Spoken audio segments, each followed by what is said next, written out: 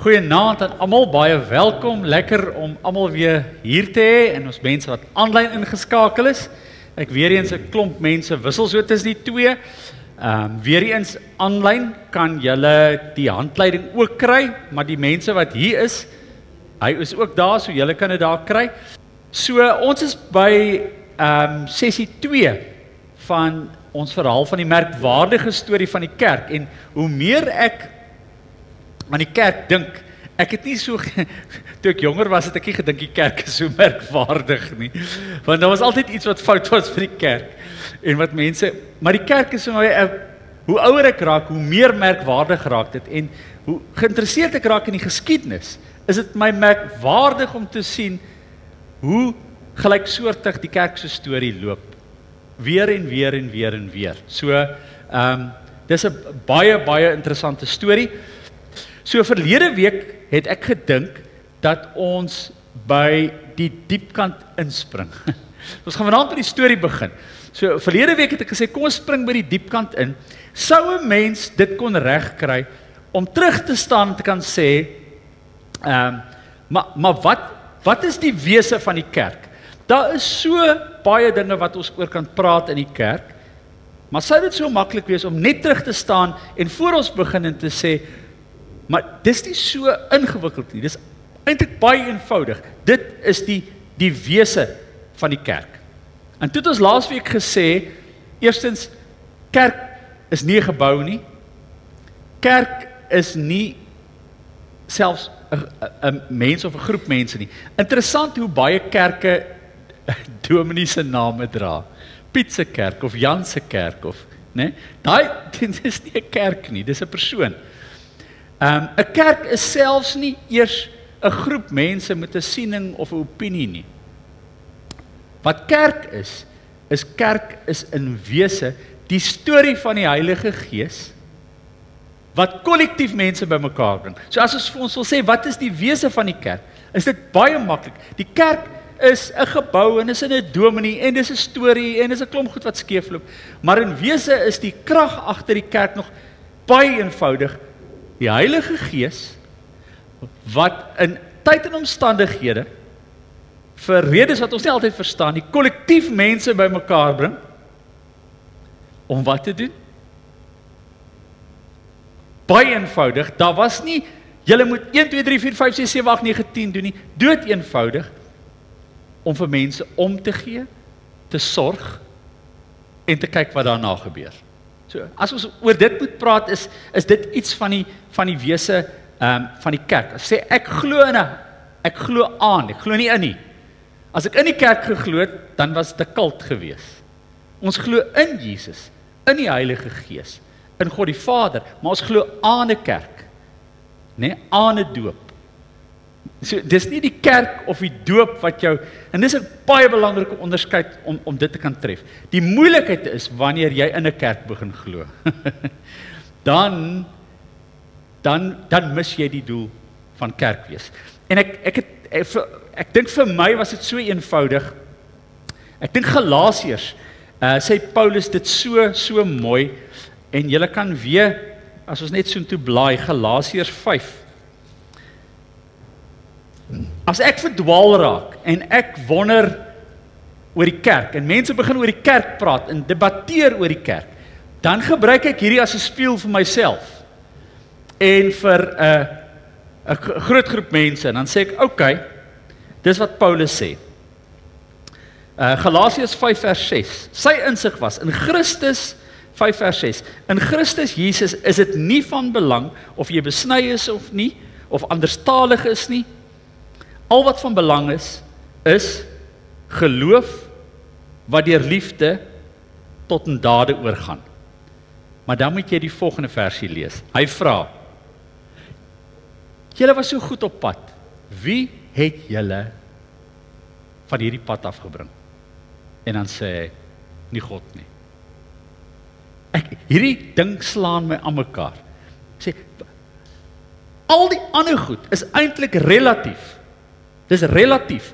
Onthou, ons sal sê, nee, dis nie relatief nie, dis absoluut, dis kardinaal, sal mense sê. Nee, maar wag net gou, die wese van die kerk. Al wat van belang is 'n geloof wat deur liefde in dade oorgaan.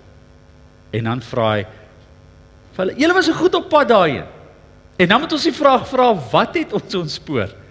Dis nogal 'n En dan kom jy dan moet jy dit beantwoord. Wat het ons ontspoor? As jy in daai debat sit of argument sit of kwessie sit, is dit sê dis nie God nie. Dan moet die fout ons by ons lê. Onthou julle wat ons gesê het, die kerk is voor en julle het vir my gevra, Jesus, maar hoe verander die kerk? Jy weet, ek begin ongemaklik raak met verandering. Ek laf verandering, maar ek begin ongemaklik raak want ek raak nou ouer. Nou begin ek dit verstaan iets, jy weet, maar ons is voortdurend besig om te verander. En een van die groot insigte wat ons leer is die autentieke, waar lê die autentieke kerk? Nie in 'n model ver terug nie. Jy kan daai model so bes moontlik toepas. Die autentieke kerk lê in mense wat in geloof en liefde in hulle konteks reageer op die Heilige Gees. Dis die autentieke kerk. Nou wat mense doen is hulle ignoreer daai ding en dan spring hulle na 'n model toe. En dan verloor jy die wese van die kerk. So hoekom? So ons gaan nou vanaand by dit klink verskriklik mooi, maar dit loop altyd skeef. So van nou af gaan ons na die verhaal kyk van hoe het hierdie verhaal uitgespeel in mense soos ons. So dit help vir ons want die goed wat ons lees is soortgelyk aan die goed waardeur ons gaan. So hierdie verhale wat ons lees, leer nie vir ons die kerk nie. God leer vir ons die kerk in ons hede, maar wat dit wel doen is, dit help vir ons om insig te kan kry. Dit help jy lees hierdie teks en jy dink nie aan vandag se kwessies nie. Dan help dit niks nie. Ons moet probeer verstaan wat op aarde maak ons hier en hoekom is ons hier en wat is my deel. Onthou julle ek het vir julle gesê die eerste kerk was geroepenis. Dis mense wat gevoel het ek is hier vir 'n rede. En daai rede was baie keer baie eenvoudig. Dit was nie groot goed nie. Julle verstaan, dit kan groot goed ook wees. So ons gaan daar's so 'n mooi teks in Kolossense wat Paulus ook sê, hier is Christus alles en in almal. En toe ek vir julle laas gesê ons probleem is mos ons die pinkie, né? So as ons nou na ons gemeente gaan kyk, daar's mense waarvan jy nie hou nie. En jy gaan nie vir hulle kies om saam hulle te braai nie. Nou is hulle saam met jou in die gemeente, maar hulle het 'n ander opinie as jy, 'n ander standpunt met jou. En dit is onmoontlik om jou te sien, ons is lede, waar hak ons aan mekaar? Tot ons begin naby aan mekaar leef. En dan begin ons agterkom, ons almal is in Christus, en Christus is in almal. En dan gebeur iets fantasties. Maar dit is nie vir ons altyd so maklik nie. Maar voor ons verder gaan, kom ons sluit die oë en dan bid ons net saam. Here, dankie vir die wonder van die Gees, wat ons gedurig vorm, en leer, en lei, en korrigeer, en van vooraf laat begin, en inspireer. Dankie vir die voorreg, Here, dat ons die bedoeling van die teenwoordigheid nie net kan vind in ons eie denke waar ons met 'n Bybel sit nie, maar waar ons leer van ander mense. En partykeer van die mees onverwagte mense van wie ons nie gedink het ons enigiets kan leer nie. En skielik wanneer ons oë oop gaan, dan gaan ons oë oop. En ons harte word gevul met genade en dankbaarheid. Here, dankie vir 'n stuk wonder om te kan behoort, om te kan deel, om te kan gee, om gedra te kan word en om ander te dra. En so net elkeen van ons sy eie plek in hierdie hede te vind. En te glo, Here, dat in die grootheid van 'n gemeente soos ons eie, soos Stellenberg, en met 'n klomp dinge wat gebeur, en 'n klomp ander gemeentes en plekke, dat U met 'n groot stuk wysheid met ons 'n pad stap. Geef ons die insig en die geduld en die vrede om dit saam te ontdek. Amen. So as julle daarna bladsy 9 kyk, so ons gaan vandag na die storie van die kerk kyk. Ons gaan vandag na die storie van die kerk kyk tussen die jaar 33 en 65 of 67. En die span daarvan En volgende week het ek besluit, dan gaan ons van 70 tot 100. En dan spring ons na interessante goed toe. Ek gaan vir julle goed gee om te lees wat julle nog nooit gelees het nie. Dan spring ons van 200 tot 300 en van 100 tot 200 en 200 tot 300. En vir al daai twee stukke is goed dat ons nie baie ken nie, maar ek gaan vir julle goed op internet gee wat julle kan gaan lees. Dan kan julle self op julle eie tyd hierdie geskrifte gaan lees. Verskriklike interessante briewe, boeke wat nie die Bybel gehaal het nie, maar wat ons tog lees en wat vir ons iets vertel van die geskiedenis en van al die gebeure en goed. So dit mag dalk vir jou voel, ek weet, ons het hierdie al baie in die Bybelskool gedoen, ek het hierdie storie nou al baie vertel, maar ek gaan hom weer vertel, want elke keer as ons hom vertel weer, so, dis nie die eerste keer wat ons Handelinge doen nie, ons het Handelinge al 'n paar keer gedoen.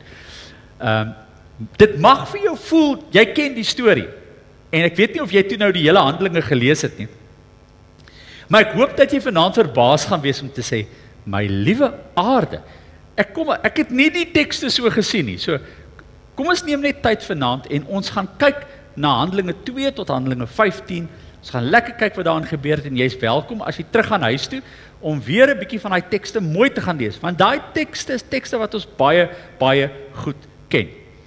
So Handelinge 2 bring ons, so jy moet iets so 'n bietjie jou lyf in dit kry. Handelinge 2 bring ons in die gebeure van net na Paasfees. Okay, so julle ken die storie, Lukas het sy evangelie geskryf en toe het hy 'n tweede volume geskryf van wat gebeur het na wat verder gebeur het. Die ander evangeliste het dit nie gedoen nie. En hy begin sy evangelie met Pinkster, tussen Paasfees en Pinkster. So ons kan onthou waar die storie verlaat het, is Jesus met Paasfees. Weet julle wat gebeur het in Jerusalem? Daar was 'n magdom mense gewees, die Joodse Paasfees gevier en Jesus is gekruisig tydens die Joodse Paasfees. Nou, die Joodse Pinksterfees was 50 dae later. So toe het mense moontlik nog in die stad gebly, want hulle wou die Pinksterfees bywoon, of van dit miskien weer vertrek. Hierdie is baie belangrike stukkie inligting, maar daar was 'n magdom mense.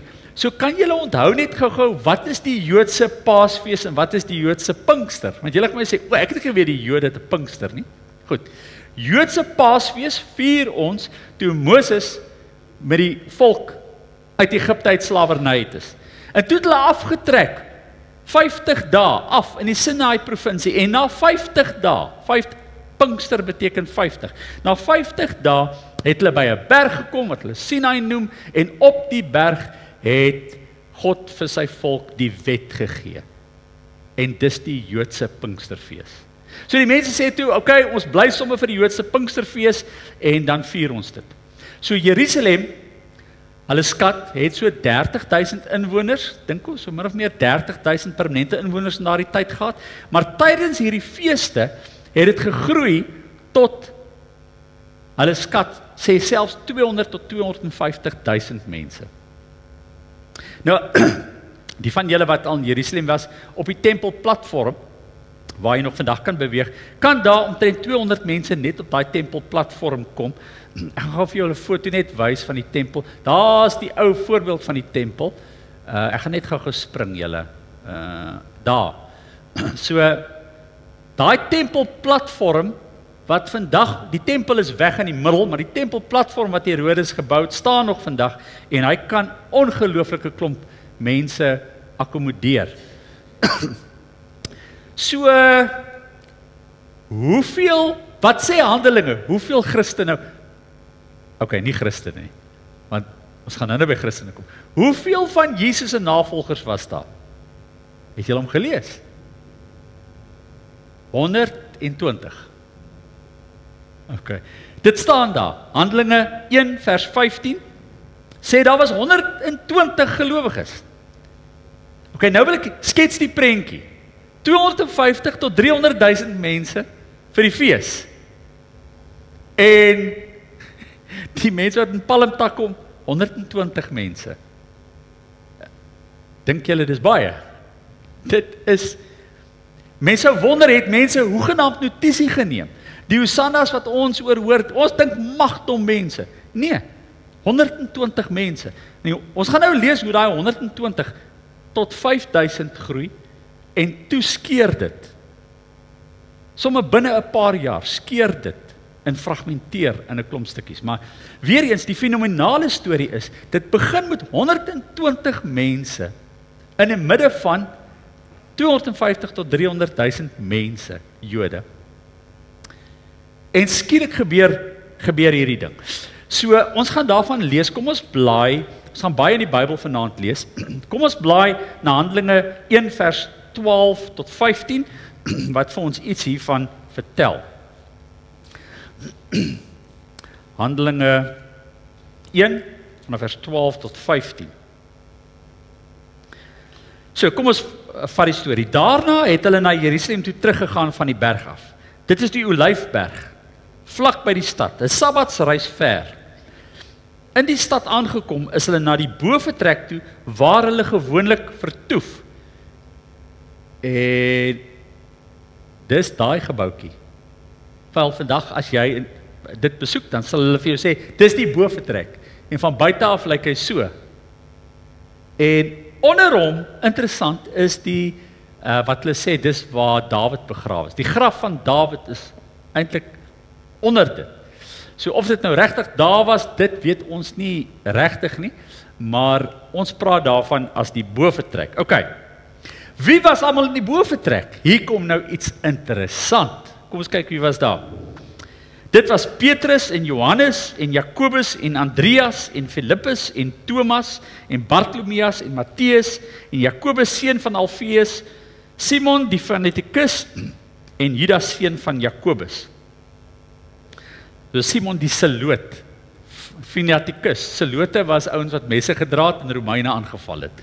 So ons het liberale en konservatiewe mense in hierdie groep. Maar kyk wie's nog hier. Het julle dit opgetel? OK, hulle het almal eensgesind volhard in gebed. Saam met 'n aantal vroue, onder wie ook Maria, die moeder van Jesus, sy broers was ook by. Jakobus, Judas en wag, daar was nog een. Jakobus, Judas en Josef. En Simon. En Jakobus gaan julle nou agterkom. Weet julle wie is Jakobus? Hy gaan die leier van die kerk word. Nie Petrus nie. So dit is interessant. Ons lees altyd, het julle gelees, ek het na oogats, hulle, Maria was ook by. En hier skielik kom Jesus se broers by. Nou, wat het gebeur? Ons weet nie. Iewers in die proses lees ons dat Jesus se broers tot insig kom en hulle raak ook sy volgelinge. So interessant. In daardie tyd, vers 15, was daar 'n byeenkoms van sowat 120 gelowiges.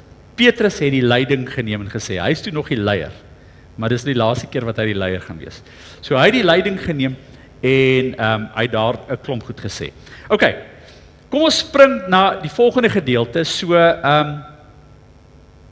ons gaan gou-gou lees wat verder gebeur het. Handelinge 2 vers 1 tot 13. So, ons is nou met die Joodse Pinksterfees, hier is hierdie magdom mense, en dan lees ons die volgende. Toe die dag van die Pinksterfees aanbreek, was hulle almal op een plek bymekaar. Nou waar was dit? Ek weet nie, ons vermoed dis dan nou die bovertrek, né?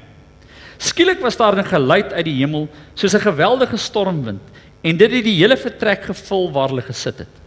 Hulle het iets soos vuur sien wat in tonge verdeel en op elkeen van hulle gekom het. Almal is met die Heilige Gees vervul. En hulle het in ander tale begin praat soos die Heilige Gees dit aan hulle gegee het om onder sy leiding te doen. En hier kom die verduideliking. Daar het godsdienstige Jode uit al die nasies onder die son in Jerusalem gewoon. Toe die mense die geluid hoor, het 'n groot skare saamgedrom.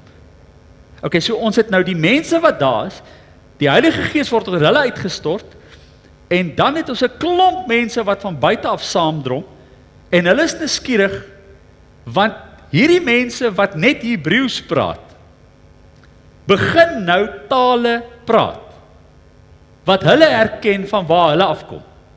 So, het julle daai prentjie, en van waar het hulle afgekom? Kom ons lees verder. Verras en verbaas sê hulle toe, die mense wat daar praat is tog almal Galileërs, hulle praat Hebreëus. Hoe hoor elkeen van ons dan sy eie moedertaal? Perse, Mediërs, Elamiete, sowel as die inwoners van Mesopotamië, Judea, Kappadosie, Pontus en ook die provinsie Asië, Frigië, Pamfilië, Egipte en dele van Libië en Sirene, mense uit Rome, Jode sowel as heidene wat die Joodse geloof aangeneem het, Kretensers, Arabiere. Ons hoor hulle in ons eie tale praat oor wat? Oor die groot dinge wat God gedoen het. Hulle was almal verbaas en uit die veld geslaan. Party het van mekaar gevra, wat kan dit tog beteken? Nou wil ek hê, julle moet my help, wat dit beteken. So, julle het die prentjie. Dit is Pinksterfees en met die Pinksterfees is daar 'n klomp, ons noem hulle diaspora Jode. Dit was Jode wat vanuit, miskien Jerusalem kom, maar wat verstrooid geraak het met verloop van tyd, ook geskiedenis, en hulle toe in ander plekke gevestig het. Maar het nog steeds die Joodse geloof vasgehou, maar hulle het reg oor die antieke wêreld gebly, en met verloop van tyd het hulle die tale begin praat van die omgewing. So jy het nou daai prentjie. Van hulle het in Jerusalem gewoon, en ander was daar vir die fees gewees. So die vreemde ding is dat toe nou wil ek vir julle vra, wat doen die Heilige Gees? As dit in Pinkster hoekom word hierdie storie vertel? Wat is die impak van hierdie storie? So ek wil eers van daar begin. So nou word die Heilige Gees uitgestort, en wat hulle skierig maak is, so as jy nou dink, en jy kom in Jerusalem, hier is 'n Jood besig om Afrikaans te praat, oor die wonderlike dinge wat die Here doen. Miskien in Afrika, maar Afrikaans. Sal dit nie vreemd wees nie? Dit sal vreemd wees. Help gou vir my, wat dink julle beteken dit? Wat sê dit van, wat sou die boodskap daarvan wees? Mense begin praat in ander tale as Hebreëus. Hoekom? En hier lê die sleutel van die Heilige Gees. Ja, dit was nie net bedoel, wat sê dit? Dit was nie bedoel net vir hier nie, van die begin af nie. Julle gaan nou agterkom dit, en dit vat vir ons nog tot vandag toe om dit te klik. Ja, ek gaan nou vir julle geheim vertel, wat ons nie lekker agterkom nie. Die storie wat ons het van die kerk, is so 'n stukkie. Al die mense wat van hier af teruggegaan het kerke begin. En toe Paulus begin met sy sendingreise, dan kom hy in Rome, en hy sê, maar ek is die eerste wat kerke stig. Sê hy, nee, ons het al lank voordat ons het al 'n kerkie gehad. So ons probleem is net, weer eens, ons is groot gemaak om lineêr te dink. Alles begin hier, né? En dan loop dit so, en dis die storie. Dis nie die storie nie. Die storie is veel groter. So, wat dit vir ons iets vertel van, as mense oor God se goedheid begin praat, universeel, dan kom jy agter, die bedoeling van die Heilige Gees was nie dat daai gees net gedra word deur mense wat hier is nie. Ek sukkel nog steeds, vir my is dit 'n groot dilemma, om te begin dink dat ek aan my geloof in godsdienst dink, gelokaliseer net in so 'n klein plekkie in tyd, en in die res van die wêreld, het daar niks gebeur nie. En die arme ander mense, was God nou nie daar nie. Ek sukkel tot vandag toe nog. Ons het so 'n sterk perspektief opgebou in God se grootheid, en dan sukkel ons om te verstaan, hierdie is 'n narratief, maar dis nie die enigste narratief van God nie. Daar's 'n narratief van God in Afrika. Wat het in daai tyd in Suid-Afrika, en dis 2000 jaar terug, dis toe die Khoi hier gekom het uit Afrika uit. So was hulle interessant. Calvin, wat 'n reformator, wat een van die groot reformatore was, het geskryf in sy instituut, daar's geen volk so ver of barbaars dat God nie by hulle kan wees nie. En dan kom jy sê, ja, maar ek sê ja, maar punt, hou net die punt. So hier kom die uitdaging. Die storie van die Pinkster gaan nie oor net Jerusalem nie. Dit gaan nie net oor die Jode nie. En dit gaan nie net selfs oor God se Gees, interessant. So is God se Gees die eerste keer uitgestort? Nee. God se Gees was reg deur die Ou Testament daar. Dis nie die eerste keer dat die Heilige Gees die verskyning maak nie. So nou dink ons dis die begin van die Heilige Gees. Nee. Die Heilige Gees, lees ons in Genesis, het oor die waters gesweef. So God in sy wese, al wat ons hier het, ons het 'n intensifisering van iets in tyd, in geskiedenis, wat onder ons gebeur. So dit verander ons perspektief van die Heilige Gees baie. Laat weer vir ons verstaan, die Heilige Gees is nie in diens van die kerk nie. Die kerk is in diens van die Heilige Gees. Dis eers die koninkryk en dan die kerk. Nie die kerk en dan die koninkryk nie. So God se koninkryk is groter as net hierdie gebeure. En dis wat Pinkster ons leer. En nou kan julle sien, die mense gaan dit sukkel om te verstaan. So, okay, hier is hierdie eerste ding. O my aarde, ek het dit nooit besef nie. Met ander woorde, hier is honderde stories oor die kerk, wat ons nie van lees nie. Ons het 'n klein stukkie daarvan. En daar kan julle op die kaart sien waar dit gebeur het. Dan onder leiding van die Heilige Gees maak Petrus dan hierdie volgende toespraak, en ons lees in Handelinge 2 vers 14.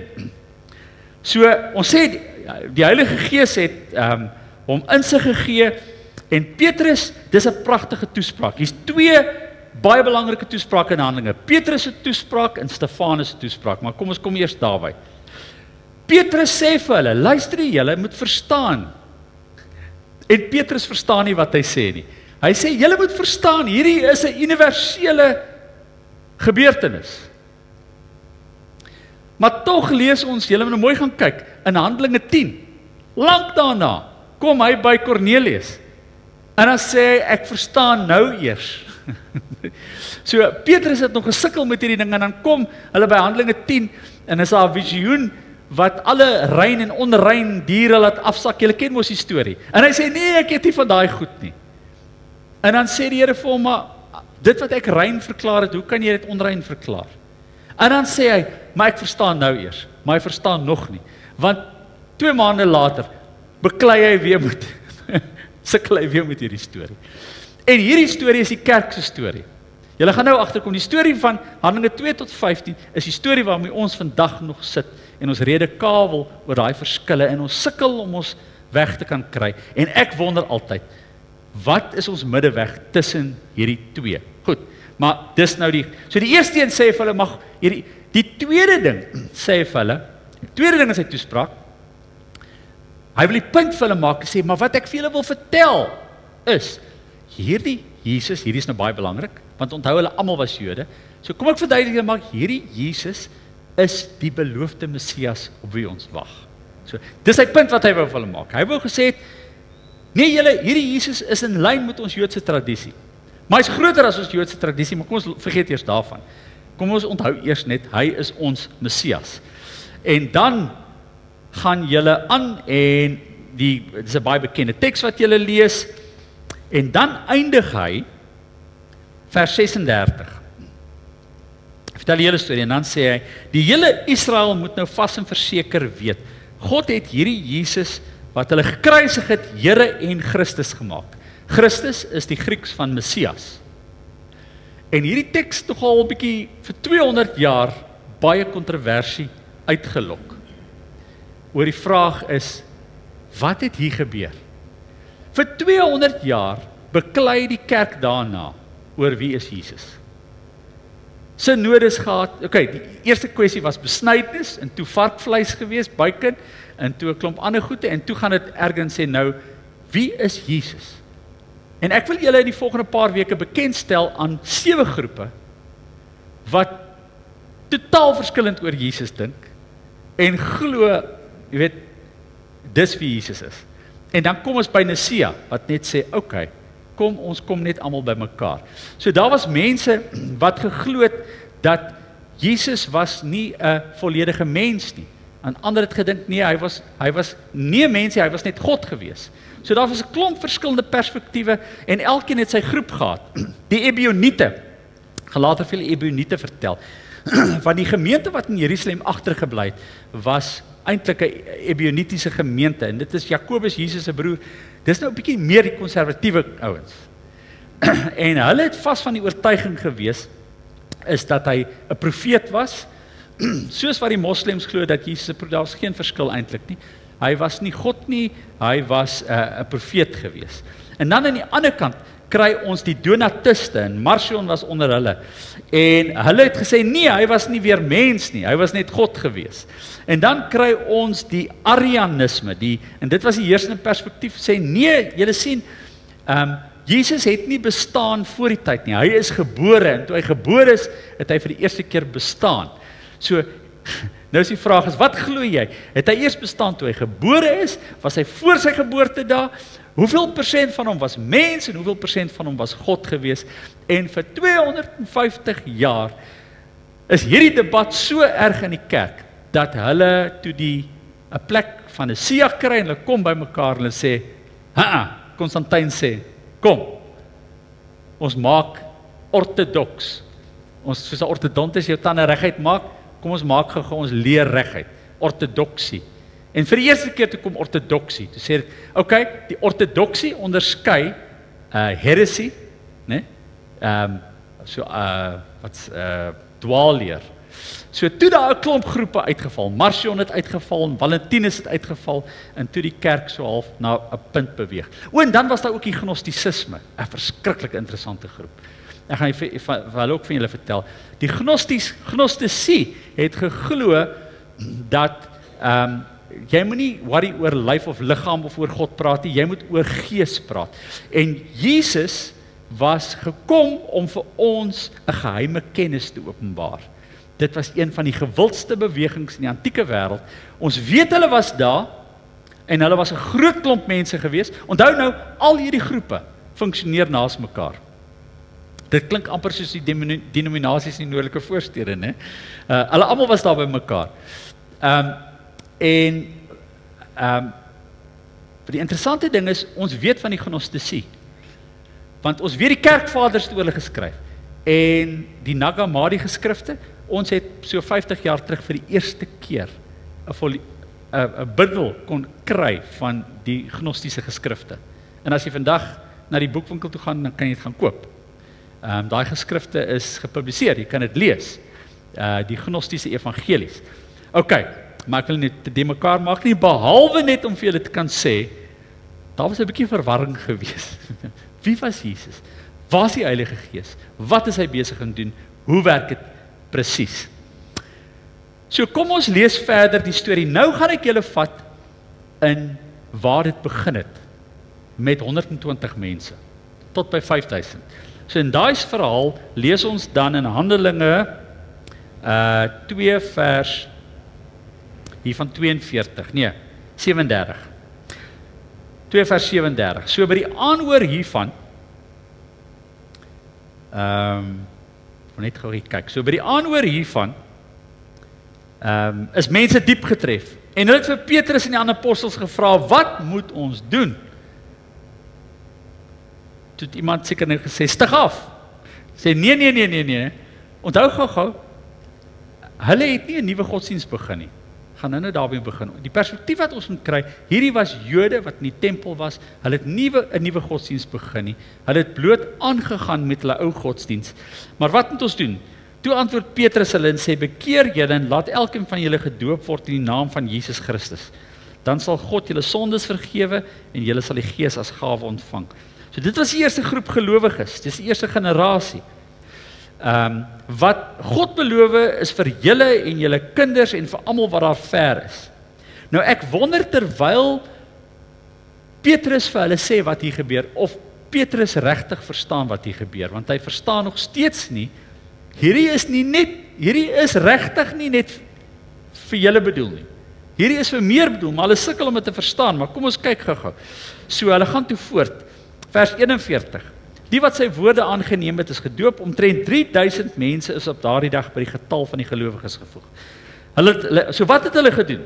Hulle hartig toegelê op die leer van die apostels, die onderlinge verbondenheid, die gemeenskaplike maaltyd en die gebede. So, wat het hulle gedoen? Wie was hulle? En dan gaan ek tog verder lees. Die apostels het baie wonders en tekens gedoen en dit het almal met diep ontzag vervul. Al die gelowiges was eensgesind. Dit was eintlik maklik want hulle was presies eenders gewees. Daar was nie moeilikheid nie. Daar was nie verskille nie. Hulle was eenders gewees. En het alles met mekaar gedeel. Hulle het hulle grond en besittings verkoop en die geld aan almal uitgedeel volgens elkeen se behoefte. Hulle het elke dag getrou by die tempel bymekaar gekom en van huis tot huis die gemeenskaplike maaltyd gehou en hulle kos met blydskap en eenvoud geëet en God geprys. En die hele volk was hulle goedgesend en God het elke dag mense wat gered word by hulle gevoeg. Hierdie gemeentetjie het so kort survive. Hulle het nie lank gehou nie. En nou vir julle vertel hoekom. So wat het hulle gedoen? Hulle perspektief is nie 'n nuwe godsdienst nie. So hoe dit werk in die tempel. Die tempel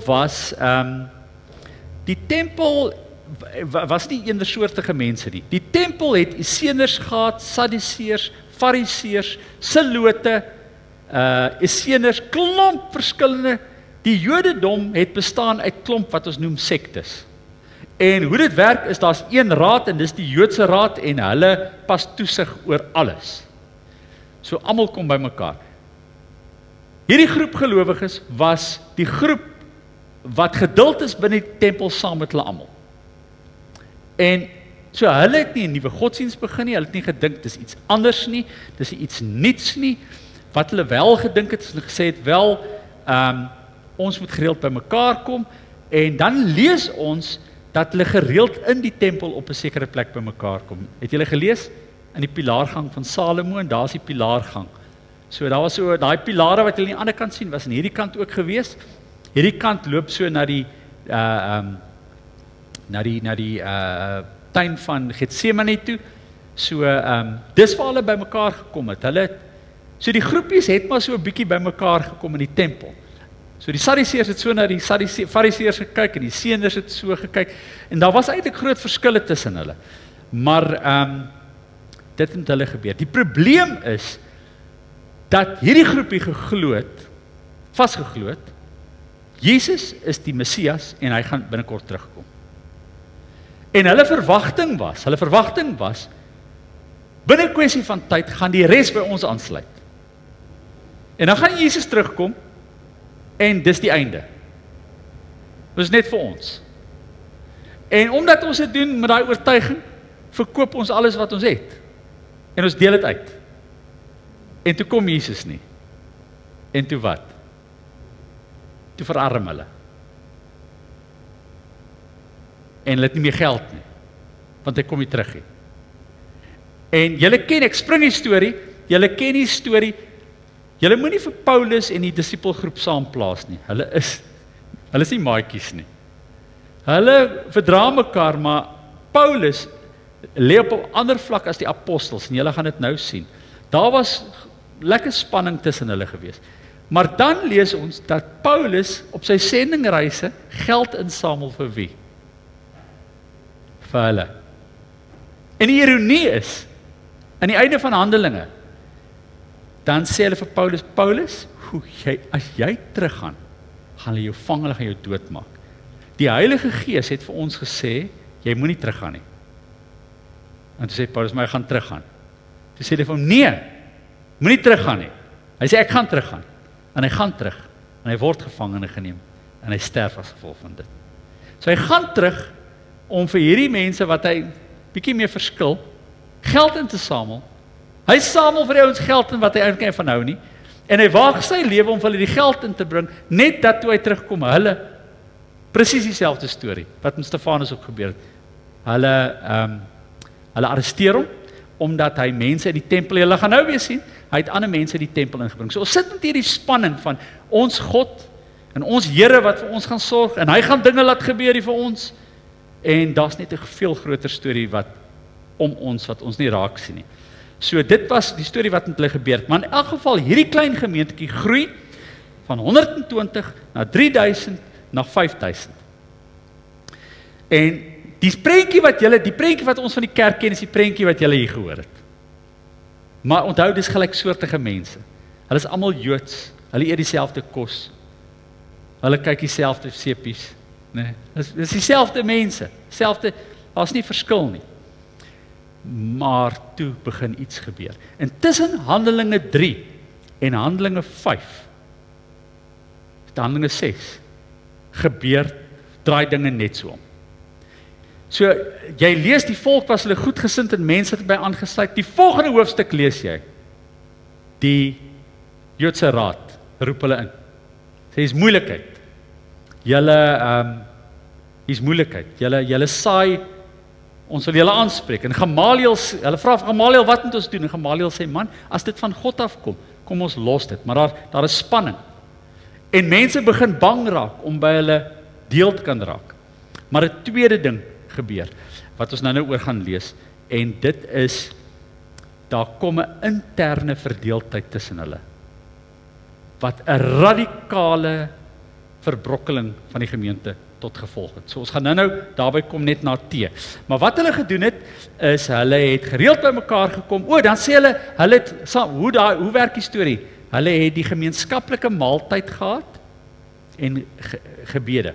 So baie interessant julle, ons het die agape en die eucharistie. Dis nie dieselfde ding nie. So wat hulle gehad het, hulle het soos ons doen lekker braais, geliefdesmaal. Hulle het mense genooi om te eet. En dit was die agape. Dit was die liefdesmaal. En in die maaltyd was daar 'n gedeelte wat hulle dan in die einde gesê het, maar Christus het brood, hulle die maaltyd dit was eintlik so 'n Joodse maaltyd, dan het die maaltyd afgesluit met die breek van brood, en met verloop van tyd, het daai laaste stukkie, het toe gebruik geraak, as Christene by mekaar gekom het, hulle het toe die lekker eet gelos, en die ete was bedoel, wat was die ete bedoel? Die ete was bedoel, om vir mense kos te gee, die agape, die liefdesmaal, was bedoel om vir mekaar te sorg. So die mense wat nie kos gehad het nie, is uitgenooi. En dan het almal ietsie gebring. En dan lees ons in Korintiërs, is daar chaos, want mense kom vroeg, en dan eet hulle alles op, en dan bly daar niks vir die ander oor nie. Onthou julle die storie in Korintiërs vertel het vir ons? So, dit is 'n kommentaar oor die agape. En ryker mense het hulle die armer mense kom dan sal nie vir hulle kos nie. En dan sê, maar julle moenie op 'n onbetaamlike wyse. En toe het ons tot nou die dag so nog daai teks gedink, en jy mag nie kinders by die nag. Onbetaamlik beteken jy mag nie kinders by die nagmaal. Dit het niks daarmee te doen nie. Dit het te doen met die agape maaltyd. Wat bedoel was dat hulle kos met mekaar deel. So ons kom nou by 'n baie interessante ding wat ek dink ons nie optel nie, omdat Lukas kort daarna verwys. Maar Paulus praat reguit daaroor en duidelik daaroor. En as jy die vroeë geskiedenis gaan lees, dan lees jy hierdie was chaos geweest. So hierdie gemeentetjie, alles is wel, alles is reg, tot wanneer? Tot ons begin met taalverskille, kultuurverskille en politieke verskille. Okay, so alles was wel. En die ding het nie sommer openbaar so nie, maar hy het openbaar, hy het uitgekom, en dan gaan hy eintlik sy tande later wys, hy het uitgekom, toe daar klagtes begin inkom het, van partyskappe. En die klagtes was, weduwees. Sommige sê, amper soos vir die ete ook, julle bevoordeel in hierdie gemeenskap, so waar trek ons nou, 120, 3000, 5000, ja, soos 'n lekker groepie. Onthou, hulle het geen kerke nie, kom nêrens by mekaar nie, kom elke dag getrou by die tempel by mekaar, pilaargang van Salomo, en dan begin daar 'n ding ontstaan, sê, nee, maar hier word mense bevoordeel bo ander mense. So die teks lees as volg. So hier begin twee uitdagings. Die eerste ene, hulle begin weerstand kry van die institusie, die Joodse raad. En die tweede ene is, die weerstand wat hulle kry daar, reflekteer binne in die gemeente in partyskappe. wat te doen het met verskillende groeperinge, wat te doen het met liberaal en konservatief. Dit het ook daarmee te doen, maar kom ons lees gou-gou hier. In daardie tyd, toe die gelowiges nog steeds meer geword het, het daar teen die Hebreëus sprekendes klagtes gekom van die Grieks sprekendes, dat hulle die weduwees in die daaglikse versorging afgeskeep word. Die 12 apostels roep toe al die gelowiges bymekaar en sê vir hulle, dis nie reg dat ons die verkondiging van die woord van God verwaarloos om die versorging te behartig nie. Kom ons maak 'n plan, ons hou 'n kerkraadsvergadering, kom ons kies ouens wat ons diakens noem. Daar kom die diakens. En hulle samel nie geld van deur tot deur in nie, hulle sorg vir mense. En hulle kies toe die diakens, dis waar die probleem kom, hulle kies toe die diakens, hier is hulle, vers 5, die voorstel het by al die gelowiges bygestel gevind. Hulle almal sê, ons stem saam, maar net vir 'n kort tydjie. Hulle het vir Stefanus gekies, 'n man met 'n vaste geloof vol van die Heilige Gees. En verder vir Filippus, en Prochorus, en Nikanor, en Timon, en Parmenas, en Nikolaus, wat van Antiochië afkomstig is, hier kom het, en van tevore uit die heidendom tot die Here oorgegaan het. Ok, hier kom nou effens van 'n probleem. En niks lyk hier verder of nou enige moeilikheid hier is nie. Maar daar's moeilikheid. En die moeilikheid is, ons het mense wat Grieks praat, Jode, en Jode wat Hebreëus praat. Hoekom praat die Jode Grieks? Want hulle is diaspora Jode. Onthou julle die begin van die storie wat ek gelees het? Mense wat Jode is, het uit ander dele van die Romeinse wêreld gekom. Hoe lyk hulle wêreldbeeld? So. Ok. En hulle praat Grieks. En hulle is 'n bietjie gekoppel aan die Griekse denke, dink 'n bietjie filosofies. Ok. Die plaaslike mense sê ons was nog nooit op vakansie verder as die mure van Jerusalem nie. Ons praat net Hebreëus. Hoe lyk hulle wêreldbeeld? So. Ok. En hier begin 'n verskil ontstaan. Want die aanvanklike gedagte was, en dis agter die teks, gaan jy later lees, die aanvanklike gedagte is, wat moet ons doen? Bly hier en wag, Jesus gaan terugkom, deel alles aan mekaar uit, wag net. Hy gaan terugkom en die Jode gaan gered word. Dit staan in ons geskrifte, al lank terug. Daar's 'n ander groep wat sê, nee, hier's iets groter besig om te gebeur. Onthou nou die begin, né? En die een persoon wat die punt bevestig, is 'n man met die naam van Stefanus. Hy sê vir hulle, nee, wag net gou julle. Hier's iets groter besig om te gebeur. Die Heilige Gees is nie net bedoel vir die Jode en vir hierdie konteks en vir ons nasie nie. Dit het 'n groter implikasie. En hy en die diakens, wat 'n bietjie van heidense afkoms was, begin met hierdie perspektief. En daar ontwikkel spanning. En die spanning bou op. En dit raak groter. En die uiteinde daarvan kom dan by Stefanus uit. En so kom ons lees wat met Stefanus gebeur het. Handelinge 7. So as ek nou die kwessie gaan oor, hoe moet ons lyk? So die apostelgroep, apostels praat almal Hebreëus. So julle moet verstaan, ons het twee groepe hier. Ons het Jesus se apostels, wat almal Hebreëus praat, wat nie hulle self Christene noem nie. Hulle is nie Christen, hulle word nie nou Christen, hulle is nog nie bekend as Christen nie. Hulle is Jode. En die hoof van hulle is Jakobus. En Jakobus was selfs een van die hy was een van die priesters. Hy het 'n priesterlike rol vervul. So hulle is nog slap bam deel van hierdie Joodse beweging. En dan is die ander groep wat sê, maar dit gaan oor iets groter. So ons moet mense wat ook nie Jode is, maar hier is die probleem. As jy in die tempel ingaan, is daar bordjies wat hang. En daai bordjie sê, as 'n nie-Jood verby hierdie punt gaan jy doodmaak.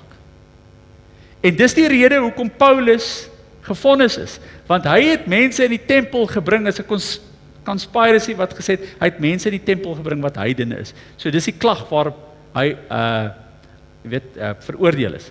So God, mense wat in die tempel kom, mense wat aanbid, kan net Joods wees. Jy moet die reinigings ondergaan, as man moet jy besny wees, jy moet die Joodse wette nakom, en die eerste groep gelowiges het in daai goed vasgehou. En hier kom 'n man en hy sê nee, iets anderste. En Stefanus se toespraak in Handelinge 7 dink ek moet ons mis die betekenis. En ek wil hê ons moet gou daarna kyk. So in Handelinge 7 volg Stefanus se toespraak. Stefanus begin hierdie goed vir hulle sê, maar hy begin die storie vertel van Abraham. En die hele kwessie is oor, is die tempel oop of toe? Nou, vat net daai kwessie en verplaas hom na vandag toe weer. Jy kan hom lekker verplaas. Hy's 'n metafoor vir 'n goeie ding. Vir 'n goeie voorbeeld vandag. En hy begin met hulle praat en vir hulle sê, maar kom ons dink net gou oor die tempel. En hy begin met Abraham, en hy begin met Moses. En hy begin vir hulle verstaan, maar julle geloof. Dis wat vir my so interessant is vandag oor mense wat hulle dink ook oor Israel en die geskiedenis van Israel en alles. As jy die Ou Testament gaan lees, dan resoneer die totale Ou Testament een boodskap. En dit was, moenie dink dat julle uitverkore volk is nie. Julle is in diens van 'n groter doel. En die ballingskap was om hulle dit te leer. Hulle kon dit nie leer nie. Maar hulle leer dit nooit nie. Na elke koning gebeur dit dieselfde. Daar ontwikkel 'n sterk stuk nasionalisme, hulle bou die koninkryke op, dan verloor hulle alles. En dan gaan doen hulle dit weer, en weer, en weer, en weer. En hier sit hulle presies in dieselfde situasie. En Stefanus sien dit. En hy begin vir hulle sê, maar julle bestaan gaan oor meer as net julle eie geskiedenis en julle Joodsheid. Hierdie tempel, en hy probeer dit vir hulle verduidelik, so hy het 'n pragtige argument. En hoor hoe bou hy dit op? En dan bou dit op. Handelinge 7 vers 44. So hy het nou opgebou en hy's nou by die tent van die ontmoeting. Want onthou die tent van die ontmoeting het mos nou die tempel geraak later. So hulle die tent mos nou oral saamgedra en binne in die tent was die allerheiligste, was die altaar gewees. En binne in die altaar was Moses se kerie, manna en 10 gebooie. Hy 3 goed was in daai kussie. En so die tempel is op die einde, die allerheiligste het dit ook in. So nou bou hy die storie op en hy sê vir hulle hier in vers 44, 7 vers 44. Ons voorvaders het die tent met die getuienis by hulle in die woestyn gehad. En dan vertel hy vir hulle hier vers 37. Maar dit was Salomo wat die tempel gebou het. Ek moet eers nog verder, 46. God was vir hom goed en Dawid het gevra om toegelaat te word om vir God 'n tempel te bou vir die gebruik deur die nageslag van Jakob. Maar dit was Salomo wat die tempel gebou het. Hier kom hy. God, die Allerhoogste, woon egter nie in geboue wat deur mense gemaak word nie. Soos die profeet dit stel, waar woon hy? Die hemel is sy troon en die aarde is sy rusplek vir my voete, sê die Here. Watter soort huis sal julle tog vir my bou? Of watter plek as my rusplek? Het ek nie self al hierdie dinge gemaak nie? Nou, weer eens die kerk raak so 'n plekkie. Daar's tans nou so 'n debat oor 'n liturgiese ruimte wat heilig is. Ek wil nie in 'n debat ingaan nie. Maar 'n plek in 'n kerk kan nie heilig wees nie. Dit kan nie heilig wees nie. Wat heilig is God is heilig. 'n Gebou kan nie heilig wees nie. Ons glo nie in die gebou nie. Ons glo in God. En God help vir ons. En hy probeer die argument vir hulle maak om te sê, dink julle God het 'n blyplekkie nodig? Hy het nie 'n blyplekkie nodig nie. Julle bedien hom nie. Julle is in diens van hom. Maar die hemel is sy woonplek. Hoe dink julle dit afgegaan? Nie goed nie. Wat dink julle sê die apostelgroep oor die kwessie? Ons weet nie of ons die regte ou gekies het nie, nee. Die apostelgroep skarel nie agter om Stefanus nie. Die mense wat Stefanus stenig, kon waarskynlik van die gelowiges ook gewees het van die kerk. Want hy's gestenig, hy's doodgemaak. Deur wie? Ons sê net deur die Jode. Okay, en wat toe gebeur is, toe Stefanus gestenig word, toe begin daar 'n vervolging in Jerusalem van al die gelowiges wat Grieks gepraat het. Dis so wat ons doen, ons vervolg, dis 'n tipologie. Almal wat nou Grieks praat, né, word vervolg. En die ouens wat Grieks praat word uit die dorp uitgejaag en hulle vlug. En hulle gaan vestig hulle in Antiochië. En die groepie wat agterbly is die groepie wat sê ons bly in die tempel, en ons doen die besnyding, ons doen al hierdie goed en ons wag, God gaan terugkom hier na ons toe. So Petrus, die disipelgroep met Jakobus as leier, staan sterk saam met hierdie groep. Aan die ander kant, onthou Paulus was ook een van hulle, Saulus, hy was een van hulle, wat ons radikaal te bekering gekom. Paulus staan aan die ander kant en Petrus sit so 'n bietjie in die middel. Hy weet nie. Dan sy die kant, en dan sy daai kant, en dan sy die kant, en dan sy daai kant. En hierdie veroorsaak chaos in die vroeë kerk. En as julle daar op bladsy 14 kyk, dan sal julle sien iets om dit te laat verstaan. En dis nie asof ons letterlik van twee groepe praat nie, maar ons praat hier van mense wat wesentlik gesê het, en ek wil weer die punt maak julle, die storie leer vir ons om te kan onderskei. So die vraag is, wat leer ons uit hierdie verhaal uit? Die storie leer vir ons, of jy aan die konservatiewe of die liberale kant is, die storie leer vir ons, wat moet ons in hierdie gegewe situasie doen? Hoe moet ons dit onderskei? En hoe moet ons mekaar help? Wat kan ons doen? Wel stenig is nie 'n goeie opsie nie. Maar as gevolg van die steniging, interessant, ontwikkel 'n groep wat vlug na Antiochië toe. En daai groep noem hulle self die eerste keer Christene. Nie die disipelgroep in Jerusalem nie. Kan ek sê, waar staan dit in die Bybel? Okay, kom ons lees dit. So, ek lees hier vir julle van Handelinge. So, die volgende een wat ek vir julle wil lees is, kom ons gaan dan na Handelinge 11 toe. So, ek spring nou 'n bietjie, ons gaan volgende week by die storie kom. Handelinge 11. Handelinge 11 vers 1. Die apostels en ander gelowiges in Judea het gehoor dat mense wat nie Jode is nie, ook die woord van God aangeneem het. So, die klomp mense wat vlug, begin die storie vertel. En nou kom die berig terug na die moedergemeente toe, maar hier's nou ander mense. So wat doen hulle? Hulle stuur vir hulle en sê, gaan doen vir ons ondersoek, gaan kyk wat daar gebeur. En dan kom die boodskap weer, maar God se gees is besig om iets groter te doen. Onthou, die hoofstuk net voor dit het Petrus en Cornelius ontmoet. En daar kom Petrus tot die insig, my aarde, ek verstaan nou eers. Maar daar gaan nog 'n relletjie tussen hom en Paulus gebeur. Maar kom ons lees Handelinge 11 vanaf vers 19. Deur die vervolging wat na Stefanus se dood ontstaan het, is die gelowiges uitmekaar gejaag. Party van hulle het na Venesië, Cyprus en Antiochië toe gegaan, maar hulle die woord aan niemand anders as net aan Jode verkondig nie. Vers 22. Die berig hieroor het die gemeente in Jerusalem bereik en hulle het vir Barnabas na Antiochië toe gestuur. Om ondersoek te gaan instel. En dis toe hy so toe gestuur is, wat hy toe net so eentjie van Antiochië na Tarsus toe gaan en vir 'n ou gaan haal wat blykbaar nou tot bekering gekom het, wie se naam nou Paulus is, om na hom toe te kom en die ding te ondersoek. En dan lees ons vers 26.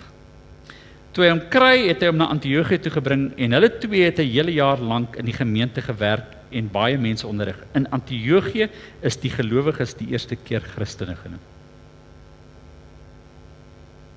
Wat 'n interessante storie. Okay, maar kan ons sê die apostels was nou nie Christene nie. Nee, dis maar net die benaming wat hulle gegee is. So die begrip Christene het ontwikkel nie uit 'n homogene groep wat Jode was nie, maar uit 'n diverse groep, wat eintlik baie van mekaar verskil het. En daar kan julle op die kaart sien, daar kan julle mooi sien, so uit Jerusalem het hulle gevlug en hulle op Cyprus en in Antiochië gaan vestig.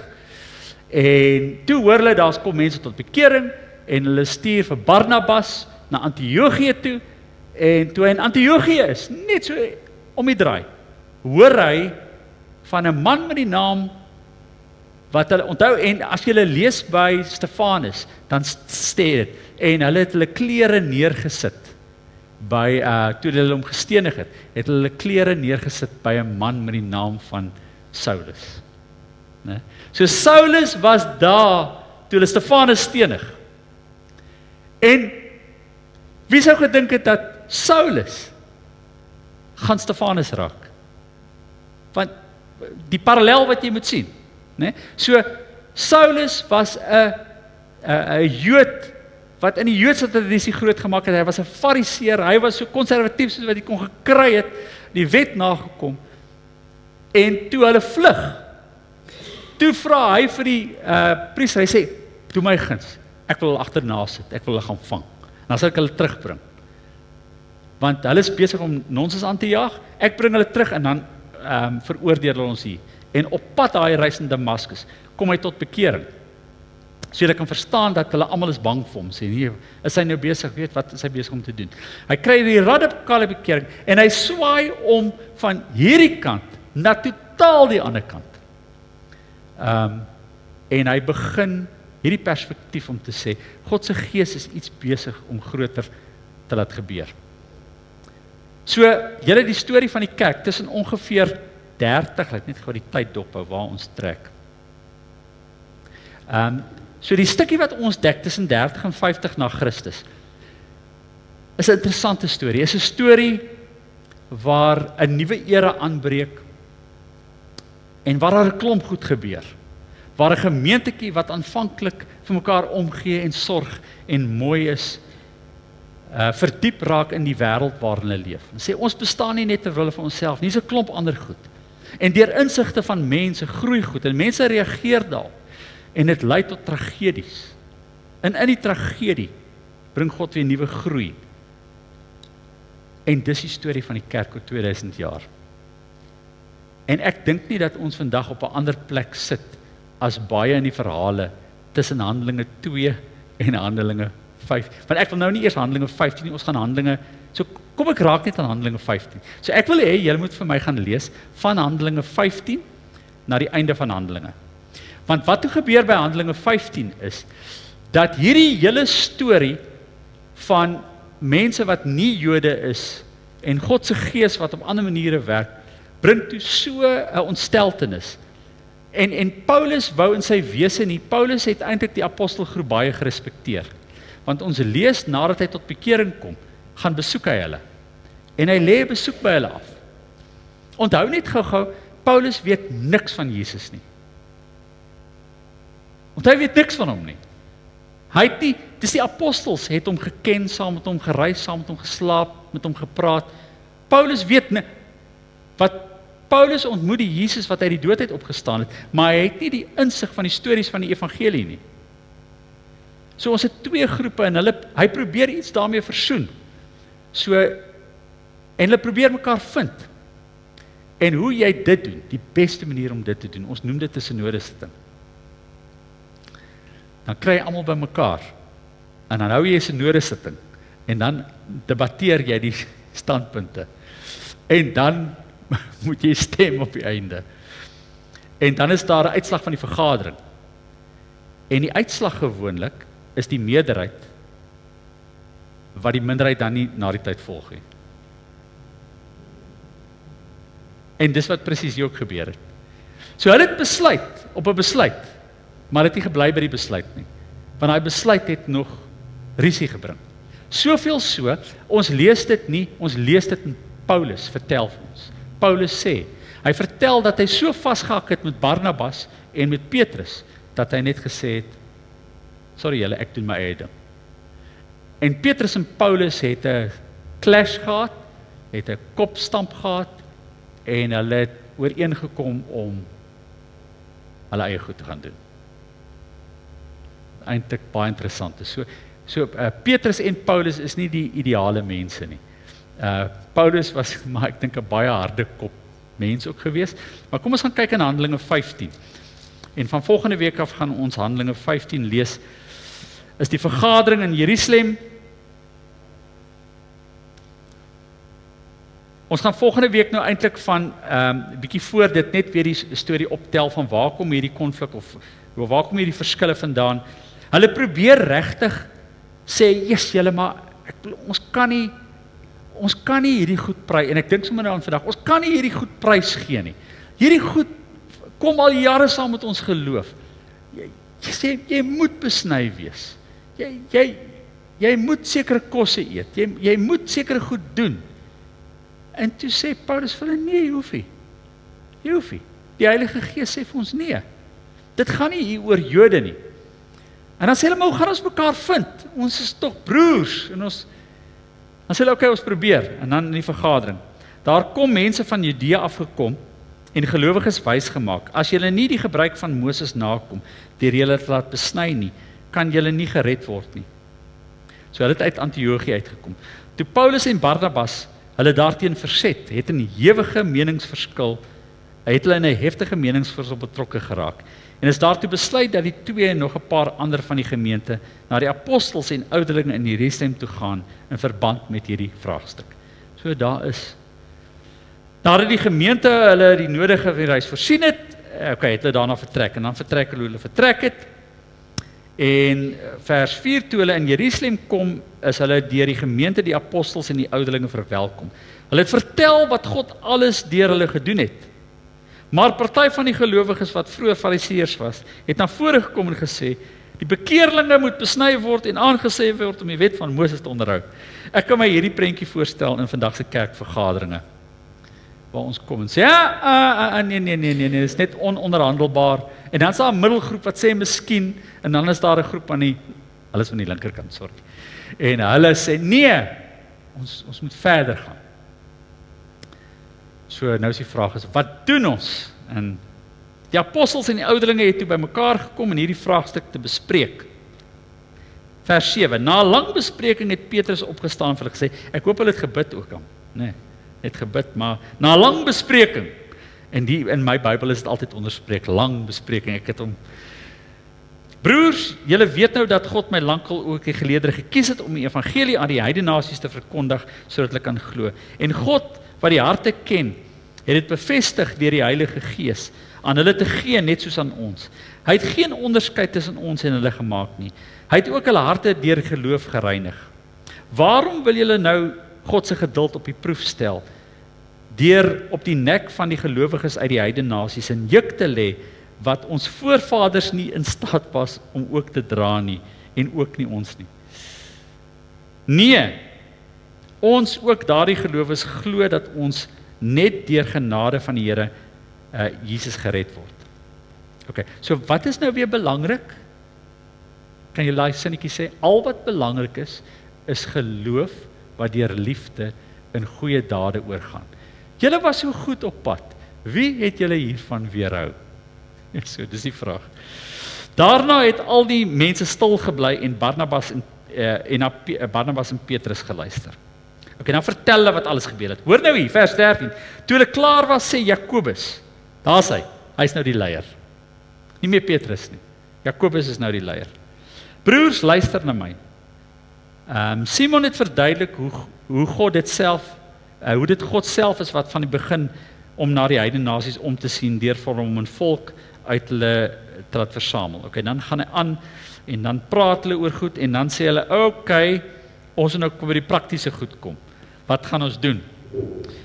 Vers 18, dis van ouds af bekend, daarom meen ek dat ons dit nie moeilik moet maak vir die heidene wat hulle tot God bekeer nie, maar ons moet vir hulle skrywe om nie vleis te eet wat aan afgod geoffer is nie, want dit is onrein, en dat hulle onsedelikheid moet vermy, verstaanbaar, maar hulle mag geen dier eet wat gewurg is nie.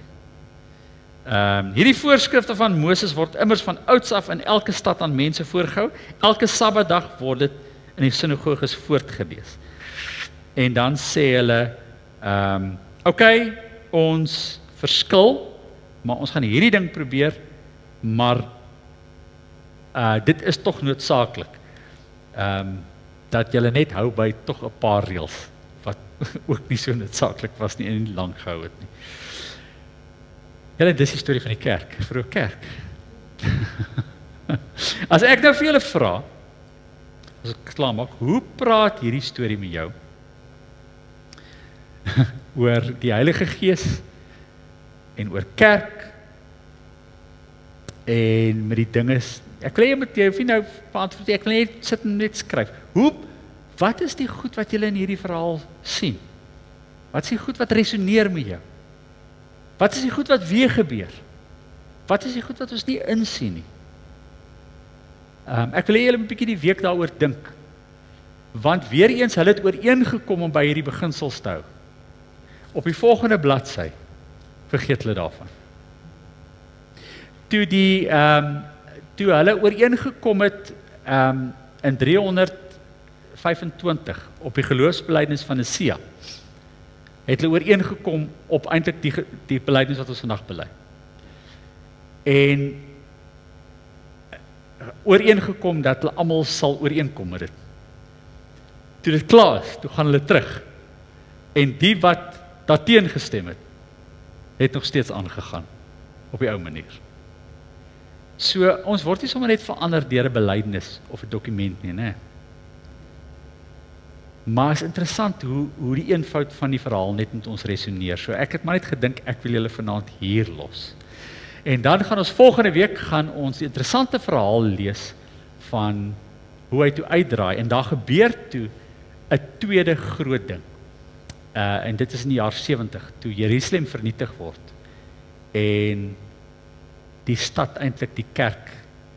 Alle Jode word uit die stad uitgegooi en die kerk hou ook op bestaan. Die ongelooflike ding is toe die stad in die jaar 70 vernietig word.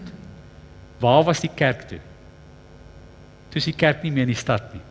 Toe is die kerk al in die hele Klein-Asië. As die kerk daar gebly het en nie versprei het nie, dan die kerk ook met die stad ondergegaan miskien. Okay, die Jode het ook nie ondergegaan nie. Maar net om vir julle te wys, ons verstaan nie die goed nie, maar daar's net 'n groter beginsel wat aan die werk is. Okay, is daar enige vrae? Enigiemand wat iets wil vra, ons moet klaarmaak? Iets wat julle dalk oor wonder?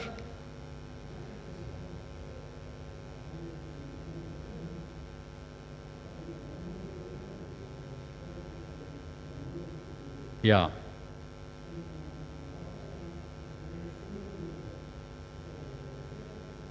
Ja. So, ja, wat Nase sê, nou, ja, so ek dink, dis die kwessie, net vir ons aanlyn mense wat die kan hoor nie, dit lyk nie vir my, ons gaan ooit van die ding ontslaa raak nie. Daar gaan altyd verskille tussen ons wees, en julle het vir my, toe ek begin het, gevra, wat is jou klippie in jou skoen?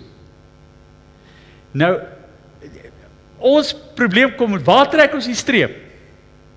So ek kan onthou, toe ons die debat gehad het by die gitaar, nee, en of jy 'n gitaar in die kerk maak. Jy weet, nee, as ons eers 'n gitaar gaan toelaat, julle die volgende instrument is 'n drom, né? Waar staan ons drom hier agter? So, ons kwessie is altyd, wat is essensieel, absoluut, en wat is relevant? Wat is absoluut en relatief? En ons verskil daaroor met mekaar. Maar tussen die verskil, hier is Christus alles in almal. So as jy God se genade en liefde begin ervaar, dan is jy veronderstel om maniere te kry om oor hierdie plekke te oorbrug. Wat ons nou maar net doen is, ons skiet na verskillende kante toe. En dan al wat ons doen is, jy bou maar net jou eie enklawe, wat vir jou so 'n stukkie bekendheid gee, en dan word jou standpunt gebou op waar teen jy is, nie waar vir jy is nie. So dis maar begin gebeur het in ons geskiedenis, van 2000 jaar, en ook ons eie Afrikaanse geskiedenis binne kerke en goede, is dat jou definisie, as jy vir iemand wil sê, waarvoor is jy, dan begin jy waar teen jy is. Maar dis 'n interessante verhaal julle oor hoe ons omstandighede in ons land ons gaan druk. om te begin verstaan, ons moet op 'n ander manier met hierdie goed omgaan. En dat ons wel ruimtes kan sê. Weereens, die sterkte van die kerk lê nie in dat hy homogeen is nie. Die krag van die kerk lê in sy diversiteit. En as ons nie dit besef nie, dan gaan ons 'n dood sterf. Ons gaan 'n tradisie wees wat nie meer mense het wat sê ek is deel van 'n eklesia nie. Ek is deel van 'n groep mense wat geroep word om saam met mense te kan groei nie. Okay, maar ons het verskillende perspektiewe daaroor, maar ons gaan nou dit so 'n bietjie nog deurdink. So kom ons sluit die oë en dan bid ons saam.